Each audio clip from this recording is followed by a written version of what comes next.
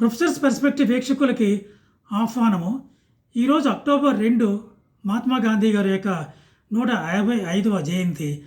June 15, 2007న ఐక్యరాజ్య సమితి వారు అక్టోబర్ 2 గాంధీ గారి జయంతిని అంతర్జాతీయ అహింసా దినోత్సవంగా పాటించాలని వాళ్ళు పరిగణించడం జరిగింది. ఆ సంవత్సరం నుండి ప్రతి సంవత్సరం కూడా గాంధీ గారి యొక్క జయంతిని అంతర్జాతీయ అహింసా దినోత్సవంగా మనం అందరము, మనమే కాదు ప్రపంచ దేశాలన్నీ కూడా ఈ యొక్క రోజుని పాటిస్తున్నారు. మహాత్మా గాంధీ గారు 1960 నుండి ఆయన చనిపోయే వరకు 1948 అంటే 32 సంవత్సరాల రాజకీయ జీవితంలో, రాజకీయ చరిత్రలో ఆయన మన దేశానికి స్వాతంత్రం తేవటంలోనే నిమగ్నమై ఉన్నారు. ఏ రోజు కూడా ఆయన హింసని ప్రేరేపించడం కానీ, హింసని రెచ్చగొట్టడం కానీ, హింసని ప్రబోధించడం కానీ చేయలేదు. ఎప్పుడూ ఆయన అహింసాయుతంగానే మన దేశానికి స్వాతంత్రం తీసుకురావాలని అనుకున్నారు. అలాగే అహింసాయుతంగానే మన దేశానికి స్వాతంత్రం తీసుకొచ్చిన ఘనత మహాత్మా గాంధీ గారికి చెందింది. మహాత్మా గాంధీ గారి యొక్క అహింసా సిద్ధాంతాన్ని చాలా దేశాల ప్రపంచంలో పాటించాయి. వాళ్ళ దేశానికి కూడా అహింసాయుత సిద్ధాంతం ద్వారానే వాళ్ళ దేశానికి కూడా స్వాతంత్రాలు తీసుకొచ్చిన ఘనత ఆ యొక్క మహాత్మా గాంధీ గారి యొక్క శిష్యులకి చెందింది. ఈ యొక్క అహింసావాదం ఎందుకు తీసుకొని మహాత్మా గాంధీ గారు తీసుకొచ్చారంటే, గాంధీ గారు ఒక సిద్ధాంతాన్ని నమ్ముతుంటారు అన్నమాట. అదే ఎండ్స్ అండ్ మీన్స్, లక్ష్యాలు, దాన్ని అనుసరించే, దాన్ని సాధించే మార్గాలు. ఎండ్స్ అంటే లక్ష్యాలు కానీ, గమ్యాలు కానీ, ధ్యేయాలు కానీ, ఇవన్నీ కూడా గోల్స్ అంటారు, లేకపోతే ఎండ్స్ అంటారు, ఇవన్నీ కూడా ఎయిమ్స్ అంటారు. ఇవన్నీ కూడా వీటిని. అలాగే మార్గాలు, వాటిని సాధించడానికి మనం ఉపయోగించే మార్గాలు అన్నమాట. మహాత్మా గాంధీ గారి ప్రకారము పవిత్రమైన లక్ష్యాల్ని పవిత్రమైన మార్గాల ద్వారా సాధించాలి తప్ప, అపవిత్రమైన మార్గాల ద్వారా పవిత్రమైన లక్ష్యాన్ని మనము సాధించలేము. ఒకవేళ సాధించినా అది ఎక్కువ కాలము మనుగడ సాగదు అన్నటువంటి సిద్ధాంతాన్ని ఆయన ప్రబోధించడం కాకుండా ఆ సిద్ధాంతాన్ని కూడా ఆయన ఆఖరి వరకు పాటించడం జరిగింది. మీకు అందరికీ గుర్తుండే ఉంటుంది, సహాయ నిరాకరణ ఉద్యమం గాంధీ గారు 1920లో స్టార్ట్ చేశారు. చాలా ఉచ్చ స్థితికి వెళ్ళిపోయింది. అందరూ కూడా విదేశీ వస్తువుల బహిష్కరణ, ప్రభుత్వానికి ఎటువంటి కోఆపరేషన్ లేకుండా ఉండడం జరిగింది. కానీ అహింసాత్మకంగానే ఆ యొక్క ఉద్యమం సాగాలని మహాత్మా గాంధీ గారు కోరుకున్నారు.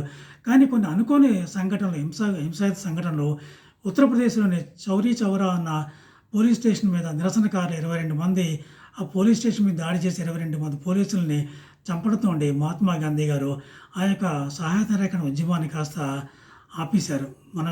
మన దేశము అహింసాయుతంగా వెళ్ళటానికి ఇంకా రెడీ అవ్వలేదని చెప్పి ఆయన ఆ యొక్క ఉద్యమాన్ని కూడా నిలిపివేశారన్నమాట. ఎందుకంటే ఆయన 33 కోట్ల మంది భారతీయులను కూడా అహింసాయుతంగా తీసుకురావాలని, అహింసాయుత పద్ధతుల్లోనే వారు ఉండాలి, అహింసాయుత పద్ధతుల ద్వారానే మన స్వాతంత్రాన్ని తీసుకురావాలని గట్టిగా నమ్మారు, ప్రబోధించారు, ప్రకటించారు, విశ్వసించారు. అటువంటి మహాత్మా గాంధీ గారికి ఈరోజు మనము ఘనమైన నివాళులు మనం అర్పించుకున్నాము.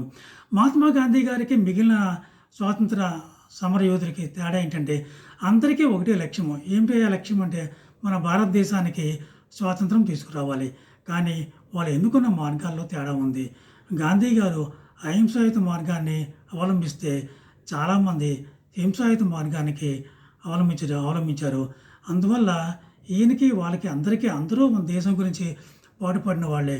కానీ వాళ్ళ లక్ష్యాలన్నీ గొప్పవే, కానీ వాళ్ళు అనుసరించిన మార్గాలు మటుకు చాలా తేడాగా ఉన్నాయి. అందుకే మహాత్మా గాంధీ గారు అంతర్జాతీయంగా అంత పేరు సంపాదించుకున్నారంటే ఆయన అహింసా మార్గాన్ని నమ్మారు. అహింసాయుత మార్గం ద్వారా మన దేశానికి స్వాతంత్రం తీసుకురావడం జరిగింది. అహింస అంటే ఏంటి? హింస లేకపోవటము అహింస కాదు. గాంధీ గారి ఉద్దేశంలో అహింస అంటే చాలా ఒక కాంప్రహెన్సివ్ కాన్సెప్ట్. అంటే ఆయన ఉద్దేశంలో అహింస అంటే మనసా వాచ కర్మేణ అహింసాయుతంగా ఉండాలన్నమాట. మనసులో హింస లేకుండా ఉండాలి. ఎలాగా? మన మనసులో చాలా హింస ఉంటుందన్నమాట. హింసకి కొన్ని ఉదాహరణలు చెప్పవచ్చు. క్రోధము, కోపము, తర్వాత అసూయ, ద్వేషము, ఈర్ష్య, పగ, ఒకరిని ఒప్పించటము, కోపగించటము, ఇవన్నీ కూడా ఇవన్నీ కూడా మనసులో హింస. ఇటువంటి హింస కూడా ఉండకూడదు. మన యొక్క మనసు కూడా నిర్మూలంగా హింస లేకుండా అహింసాయుతంగా పీస్‌ఫుల్‌గా ఉండాలన్నమాట. అది గాంధీ గారి యొక్క నమ్మకం. హింస అంటే మనసులో కూడా ఏ రకమైన హింస ఉండకూడదు. మనం జనరల్‌గా మనసులోని హింస ఒక్కోసారి బయటికి మనము ప్రదర్శిస్తుంటాము. మన చేతుల ద్వారా కానీ, మాటల ద్వారా కానీ. ఇటువంటి లోపల మనకి మనసులో కానీ హింస లేకపోతే మన చేతుల ద్వారా కానీ, మాటల ద్వారా కూడా మనము హింసని ప్రదర్శించము. రెండోది మాటల ద్వారా. మనము మన యొక్క మాటల్ని మన యొక్క పరుషమైన మాటలను ఉపయోగించకూడదు. మనల్ని మాటల ద్వారా ఎవరిని నొప్పించకూడదు. పరుషమైన పదజాలాన్ని వాడకూడదు. వాళ్ళ కోపాన్ని తెప్పించకూడదు మన మాటల ద్వారా. సో ఇది అలాగే చేతల ద్వారా ఎవరిని కూడా కొట్టకూడదు. ఎవరిని కొట్టకూడదంటే మనుషుల్నే కాదండి, జీవకోటికి దేనికి కూడా హాని కలిగించకూడదు. మనం కొన్ని ఎగ్జాంపుల్ చెప్తాను చూడండి. ఒక మనిషి కొడుతూ ఉంటే మనం వెళ్ళి ఎందుకై కొడుతున్నాం అని చెప్పి వాళ్ళిద్దరి మధ్య కొట్టేవాడిని ఆపుతాం కదా. అదే మనిషి ఒక కుక్కని కొడితే మనం ఆపం. ఎందుకంటే కుక్కని కొట్టడము మనం హింసగా పరిగణించం. మనిషి కొడితే హింస అనుకుంటాం. మహాత్మా గాంధీ గారి ఉద్దేశంలో ఏ జీవకోటికి కూడా హాని తలపెట్టకూడదు. ఆయన యొక్క అహింస సిద్ధాంతము అంత బ్రాడ్ అండ్ కాంప్రహెన్సివ్ అనమాట. అలాగే అహింసలో ఆయన ఏం చెప్తున్నారంటే, మామూలుగా మనము ఆఫీసులోని బయట కానీ చాలా అహింసావాదులుగా ఉంటాం. కానీ ఇంటికి రాగానే మనం మారిపోతుంటాం.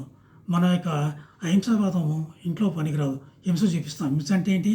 మన భార్య మీద కోపం చూపెట్టవచ్చు, పిల్లల మీద కోపం చూపెట్టవచ్చు, వాళ్ళని కొట్టవచ్చు, తిట్టవచ్చు, ఏదైనా అనొచ్చు అన్నమాట. అలాగా అందుకే గాంధీ గారు ఏం చెప్పారంటే, in all walks of life whether you are at home or at office or in any other place you must be non violent man. నువ్వు ఎక్కడున్నా, ఇంట్లో ఉన్నా, వర్క్ ప్లేస్లో ఉన్నా, పని చేస్తున్న ప్రాంతంలో కానీ, ఏ ప్రాంతంలో నువ్వు ఉన్నావు కూడా, ఎక్కడ ఉన్నావు కూడా నువ్వు అహింసావాదిగానే ఉండాలి తప్ప హింస ఎక్కడ ఉండకూడదు. అందుకే మన దేశంలోని స్వాతంత్ర సమరులందరూ ఏమంటారండి, అహింసాయుతంగా మనం పాటించాము, స్వాతంత్రం తెచ్చాము అనుకున్నా కూడా గాంధీ గారు ఏమంటారంటే, మనం పాటించిన అహింస ఏమంటారండి ఆయన, non violence of the weak అంటారన్నమాట.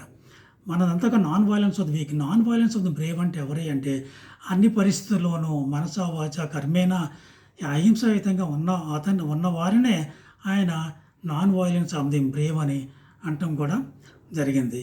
ఈ యొక్క నాన్ వయలెన్స్ లేని సమాజము తేవటమే ఈ యొక్క నాన్ వయలెన్స్ సిద్ధాంతం యొక్క ముఖ్యమైన ఉద్దేశము. మనము ఎటువంటి సమాజం నిర్మించుకోవాలి? హింస లేని సమాజాన్ని మనం నిర్మించుకోవాలి.